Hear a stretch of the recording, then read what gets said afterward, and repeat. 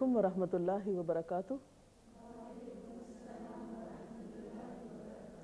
نحمده ونصلي على رسوله الكريم اما بعد فاعوذ بالله من الشيطان الرجيم بسم الله الرحمن الرحيم رب اشرح لي صدري ويسر لي امري واحلل عقدة من لساني يفقهوا قولي۔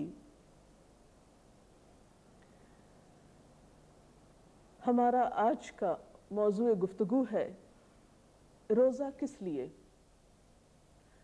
الحمدللہ ہم سب روزے کی فرضیت کے بارے میں جان چکے کہ یہ ایک فرض عبادت ہے، لیکن سوال یہ پیدا ہوتا ہے کہ اسے فرض کیوں کیا گیا؟ روزہ رکھنے کا اصل مقصد کیا ہے؟ روزہ رکھنے سے ہمیں کیا ملے گا؟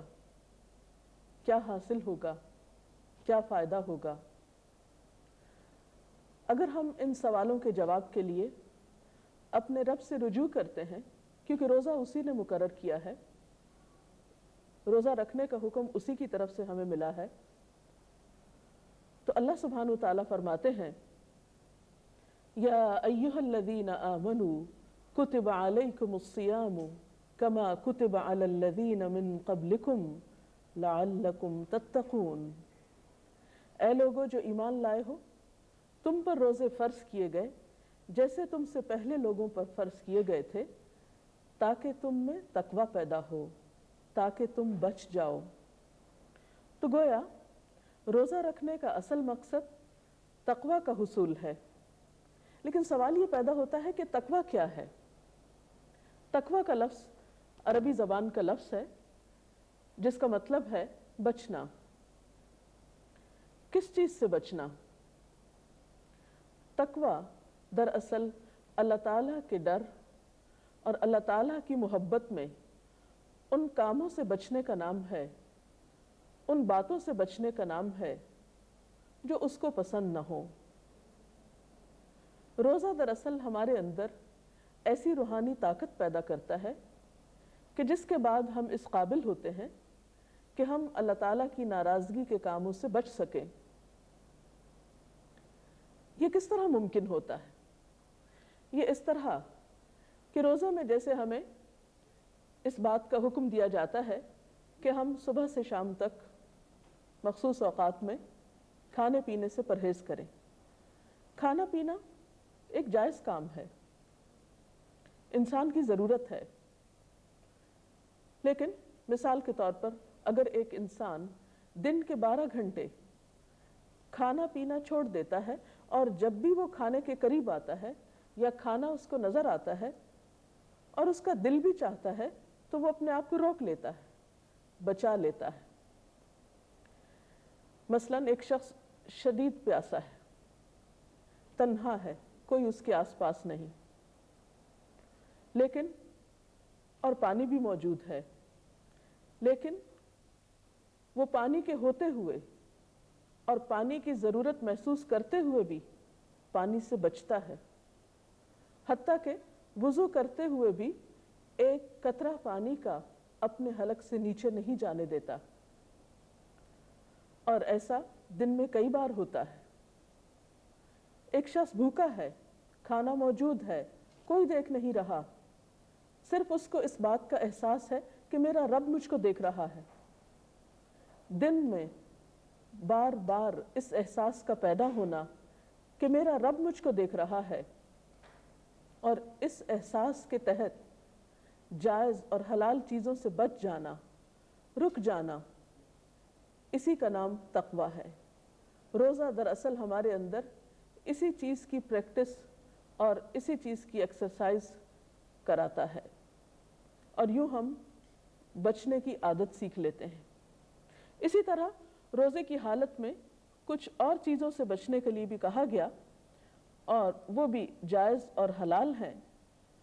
تو دراصل یہ ساری تربیت اور ٹریننگ اس چیز کا نام ہے کہ جس رب کے حکم سے انسان حلال چھوڑنے کی قوت اپنے اندر پاتا ہے، اسی رب کے حکم سے پھر وہ حرام اور گناہ کے ان کاموں سے بھی بچے जो रब को पसंद नहीं। और एक बंदा मोमिन को इस बात का तो बहरहाल ध्यान रखना ही है कि वो अपने रब से डर कर ज़िंदगी बसर करे। नबी सल्लल्लाहु अलैहि वसल्लम ने तकवा का मकाम दिल को बताया। यानी तकवा एक ऐसे एहसास का नाम है जो इंसान के दिल के अंदर होता है। और आप सब जानते हैं कि दिल के मामले बहुत मजबूत होते हैं, या दिल के मामले बहुत शिद्दत के होते हैं। जिस चीज़ को इंसान का दिल चाहता है फिर उसे हर कीमत पे करने को तैयार हो जाता है। जो चीज़ इंसान के दिल को लग जाती है, जिस चीज़ का इंसान अपने दिल से अहद कर लेता है, फिर उसे अमली ज़िंदगी में भी लाने में उसको कोई मुश्किल नहीं होती।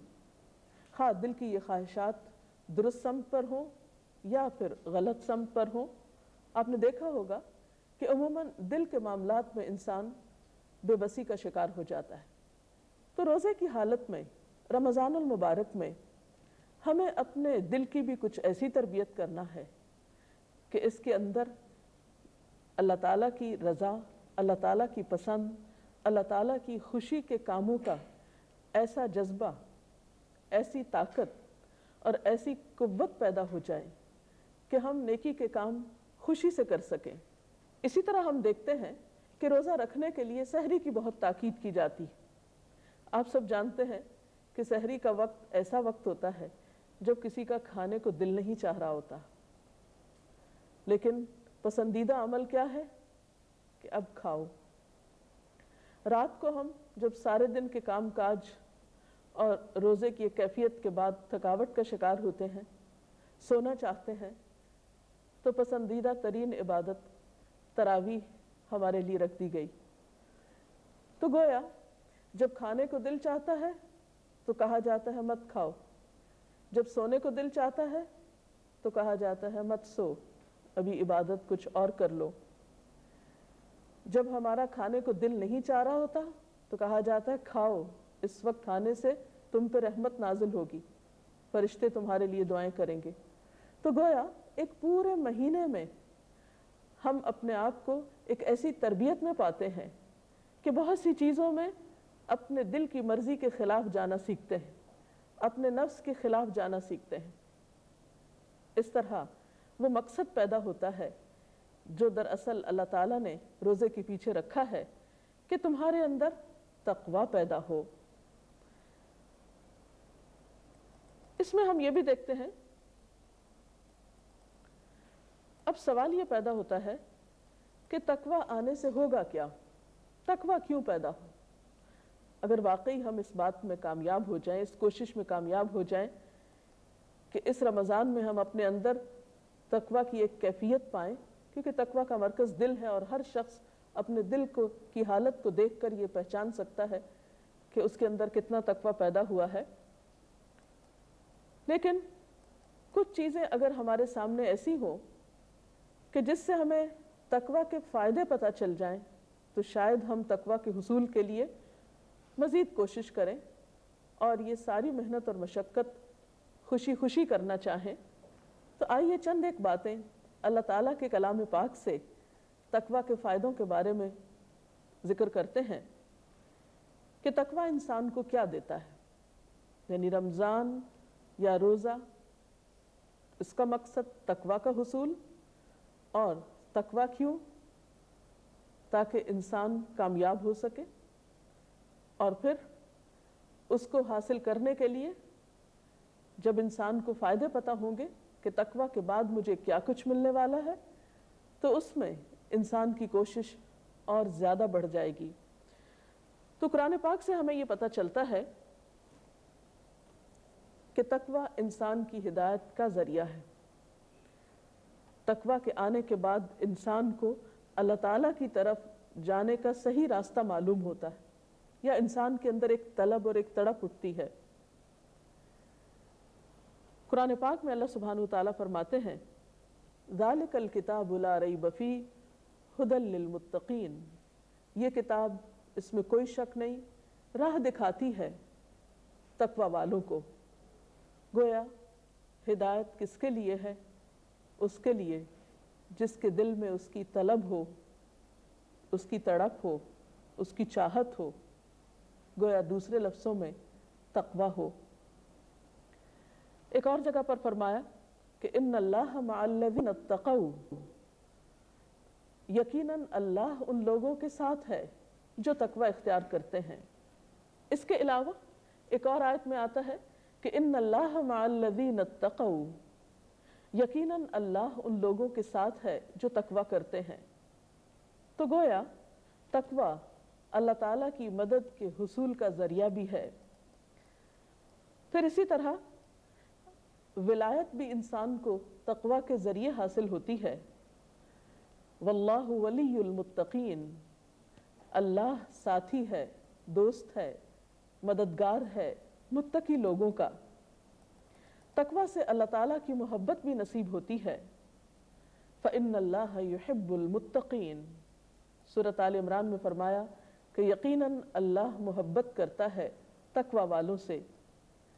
اسی طرح اللہ تعالیٰ کے نزدیک معزز ترین لوگ ہیں وہ جن کے اندر تقوی ہوتا ہے۔ ان اکرمکم عند اللہ اتقاکم، بے شک تم میں سب سے زیادہ عزت والا اللہ کے نزدیک وہ ہے جس کے اندر تقوی ہے۔ تقوی علم کے راستے بھی آسان کرتا ہے۔ ارشاد باری تعالیٰ ہے واتقوا اللہ ویعلمکم اللہ، اور اللہ کا تقوی اختیار کرو، اللہ تم کو سکھا دے گا۔ گویا علم کے خزانے تقوی کی بدولت نصیب ہوتے ہیں، اور خاص طور پر حقیقی علم۔ متقی لوگوں کے لیے خوشخبریاں بھی ہیں۔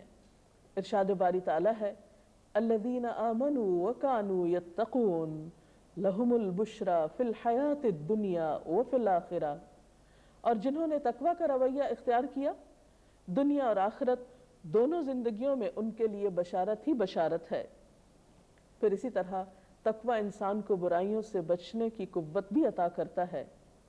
فرمایا ان تتقوا اللہ یجعل لکم فرقانا ویکفر عنکم سیئاتکم ویغفر لکم واللہ ذو الفضل العظیم، اگر تم تقوی اختیار کرو گے اللہ کا تو اللہ تمہارے لیے کسوٹی بہم پہنچا دے گا، یعنی تمہارے اندر ایک میزان قائم کر دے گا، اور تمہاری برائیوں کو تم سے دور کر دے گا، اور تمہارے قصور معاف کر دے گا۔ اللہ بڑا فضل فرمانے والا ہے۔ گویا تقوی کے نتیجے میں فرقان بھی نصیب ہوگا، برائیوں سے دوری بھی، اور بخشش کا وعدہ بھی۔ پھر اسی طرح متقی لوگوں کے لیے اللہ تعالیٰ کی حفاظت کا وعدہ بھی ہے۔ ارشاد باری تعالیٰ ہے وَإِن تَصْبِرُوا وَتَتَّقُوا لَا يَضُرُّكُمْ كَيْدُهُمْ شَيْئًا، اگر تم صبر کرو گے اور تم تقوی اختیار کرو گے تو دشمن کی چالیں تمہارا کچھ نہ بگاڑ سکیں گی۔ تقوی تنگی سے نجات کا ذریعہ بھی ہے، رزق کی فراہمی کا ذریعہ بھی ہے۔ ارشاد باری تعالیٰ ہے وَمَن يَتَّقِ اللَّهَ يَجْعَل لَّهُ مَخْرَجًا وَيَرْزُقْهُ مِنْ حَيْثُ لَا يَحْتَسِبُ، اور جو کوئی اللہ کا تقوی اختیار کرے گا اللہ تعالیٰ اس کے لیے مشکلات سے نکلنے کا راستہ پیدا کر دے گا، اور اس کو وہاں سے رزق دے گا جہاں سے وہ سوچ بھی نہ سکتا ہوگا، جدھر کا اس کو خیال بھی نہ ہوگا۔ گویا رزق کی فراہمی کا وعدہ بھی تقوی کے ساتھ ہے۔ اسی طرح زندگی کی تاریکیوں میں اجالا بھی تقوی سے۔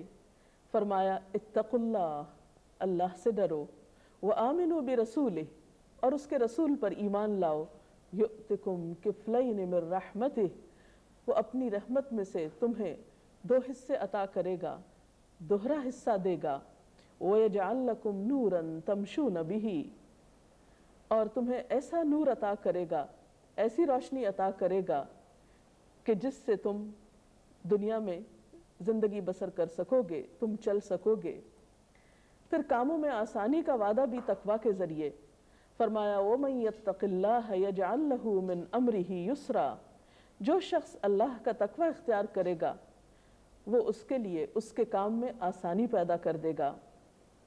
پھر اسی طرح گناہوں سے چھٹکارے اور اجر میں اضافے کا ذریعہ بھی تقوی ہی ہے۔ وَمَن يَتَّقِ اللَّهَ يُكَفِّرْ عَنْهُ سَيِّئَاتِهِ وَيُعْزِمْ لَهُ أَجْرًا، اور جو اللہ سے ڈرے گا اللہ اس کی برائیوں کو دور کر دے گا اور اس کو بڑا اجر عطا کرے گا۔ پھر اسی طرح زمین و آسمان کی برکتیں بھی تقوی کے ذریعے، وَلَوْ أَنَّ أَهْلَ الْقُرَىٰ آمَنُوا وَاتَّقَوْا لَفَتَحْنَا عَلَيْهِمْ بَرَكَاتٍ مِّنَ السَّمَاءِ وَالْأَرْضِ، اگر بستیوں کے لوگ ایمان لے آئیں اور تقوی کی روش اختیار کریں تو ہم ان پر آسمان و زمین سے برکتوں کے دروازے کھول دیں۔ پھر آخرت میں جنت کا حصول بھی تقوی کے ذریعے، اِنَّ لِلْمُتَّقِينَ عِندَ رَبِّهِمْ جَنَّاتُ النَّعِيمِ، یقیناً خدا ترس لوگوں کے لیے ان کے رب کے ہاں نعمت بھری جنتیں ہیں۔ گویا تقوی دنیا اور آخرت کی سعادتوں کا ذریعہ ہے۔ ایک حدیث میں آتا ہے، حضرت معاذ بن جبل سے روایت ہے، کہتے ہیں کہ جب رسول اللہ صلی اللہ علیہ وسلم نے انہیں یمن بھیجا گورنر بنا کر، تو ان کی روانگی کے وقت نبی صلی اللہ علیہ وسلم نے ان کو ان کے کام کے بارے میں کچھ ہدایات دیں اور کچھ دیر ان کے ساتھ ساتھ چلتے بھی رہے۔ حضرت معاذ سواری پر تھے اور رسول اللہ صلی اللہ علیہ وسلم ان کی اونٹنی کے ساتھ پیدل چل رہے تھے۔ جب آپ انہیں نصیحتیں فرما چکے تو فرمایا، اے معاذ، شاید اس سال کے بعد تم مجھ سے نہ مل سکو اور شاید تم میری اس مسجد اور میری قبر کے پاس سے گزرو۔ یہ سن کر معاذ رضی اللہ تعالی عنہ نبی صلی اللہ علیہ وسلم کی جدائی کے صدمے سے رو پڑے۔ پھر آپ مدینہ کی طرف مڑ گئے، واپسی کا راستہ اختیار کیا اور فرمایا، میرے نزدیک پرہیزگار لوگ ہوں گے، خواہ وہ کوئی بھی ہوں اور کہیں بھی ہوں۔ گویا معاذ کو آخری نصیحت اور آخری وصیت جو آپ نے فرمائی وہ تقوی کی تھی کہ اے معاذ، اگر تم میری قربت چاہتے ہو تو خواہ تم کہیں بھی ہو، تم میرے قریب ہو، اگر تمہارے اندر تقوی ہے تو گویا اللہ تعالیٰ کے قرب کا ذریعہ، نبی صلی اللہ علیہ وسلم سے قرب کا ذریعہ تقوی ہے۔ اور رمضان ایک بہترین موقع ہے اس تقوی کے حصول کے لیے۔ تو ناظرین، انشاءاللہ رمضان المبارک ہم سب کے لیے تقوی کے حصول کا ذریعہ بنے گا۔ اس کے ساتھ ساتھ ہمیں اللہ سبحانہ وتعالیٰ سے دعا بھی کرنی چاہیے، اور اس کے لیے بہترین دعا نبی اکرم صلی اللہ علیہ وسلم نے خود سکھائی، اور وہ کیا ہے کہ اللہم آت نفسی تقواہا وزکھا انت خیر من زکاہا انت ولیہا ومولاہا۔ اس کا ترجمہ ہے، اے اللہ، تو میرے نفس کو اس کا تقوی عطا کر دے اور اس کو پاکیزگی عطا کر دے۔ تو ہی بہترین پاکیزگی عطا کرنے والا ہے، تو ہی اس کا کارساز اور بہترین مولا ہے۔ تو اللہ تعالیٰ ہم سب کو اس رمضان میں تقوی کی بہترین دولت عطا کرے اور اس تقوی کے ذریعے دنیا اور آخرت کے فائدوں سے معمور فرمائے۔ اس کے ساتھ ہی اس پروگرام کا وقت ختم ہوتا ہے۔ کل تک کے لیے اجازت۔